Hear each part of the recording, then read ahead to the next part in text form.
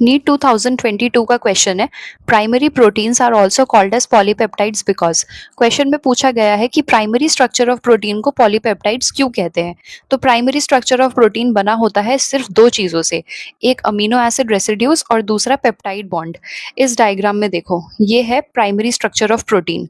Amino acid residues क्या होते हैं? जब अमीनो एसिड्स फ्री फॉर्म में होते हैं तब तो उनको सिर्फ अमीनो एसिड कहा जाता है, लेकिन जब ये आपस में जुड़ जाते हैं पेप्टाइड बॉन्ड के थ्रू एक चेन के फॉर्म में, तब इन अमीनो एसिड्स को कहा जाता है amino acid residues. Peptide bond क्या होता है? पेप्टाइड बॉन्ड होता है CO और NH के बीच का जो बॉन्ड, इस बॉन्ड को कहते हैं पेप्टाइड बॉन्ड। ये कैसे फॉर्म होता है? तो कंसिडर करो, ये एक अमीनो एसिड है। इस अमीनो एसिड का जो कार्बोक्सिल ग्रुप है, ये अगले अमीनो एसिड के अमीनो ग्रुप को फेस करता है। ये अमीनो ग्रुप और ये अल्फा कार्बन और चेन कंटिन्यू होती है। पेप्टाइड बॉन्ड फॉर्मेशन के टाइम पर क्या होता है, इस अमीनो ग्रुप का एक हाइड्रोजन और इस कार्बोक्सिल ग्रुप का OH निकल जाता है in the form of H2O, और यहाँ पर बन जाता है C double bond O of the previous amino acid और NH of the next amino acid. इस बॉन्ड को कहते हैं पेप्टाइड बॉन्ड। तो पेप्टाइड बॉन्ड बनाने के लिए एक वाटर मॉलिक्यूल का लॉस होता है।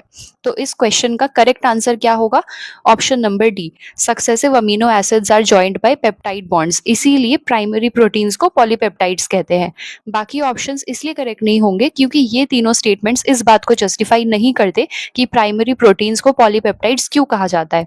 अगर क्वेश्चन समझ में आया हो तो वीडियो को लाइक कर देना।